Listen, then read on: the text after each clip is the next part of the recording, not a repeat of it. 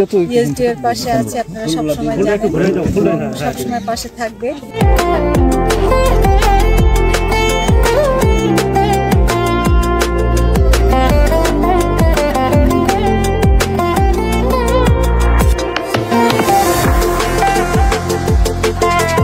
তেঁতুলিয়া এমনিতেই বাংলাদেশের একটি দ্রষ্টব্যপূর্ণ স্থান, বাংলাদেশের সর্বোত্তরের জনপদ, অসাধারণ সুন্দর একটি জনপদ, যেখান থেকে কাঞ্চনজঙ্ঘা দেখা যায়।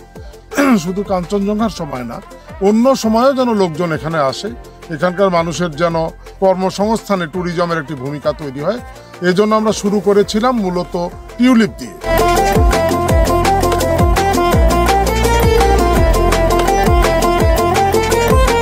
আশাবাদী আসলে এবার টিউলিপের বাল্ব আসতে একটু দেরি হয়ে গেছে জটিলতার কারণে, তারপরেও আশাবাদী যে টিউলিপ ফুলের এই যে পর্যটকরা এই সময়টা অপেক্ষা করে যে টিউলিপ পাবে, আমরা যে দিতে পারছি এবং আমাদের কৃষানী বোনেরা কষ্ট করে টিউলিপ ফুল ফুটিয়েছে, সেই জন্য আমরা খুব গর্বিত।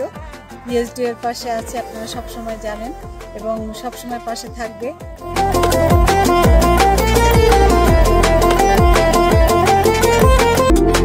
চতুর্থবারের মতো টিউলিপ হয়েছে। এর আগে যে টিউলিপ ছিল তার থেকে এবার টিউলিপের কালারগুলো সবগুলোই অনেক ভিন্ন। তো অনেক দর্শনার্থী আসতেছে, এর আগেও দেখছি অনেক দর্শনার্থী আসছে, এইবারও অনেক দর্শনার্থী আসছে।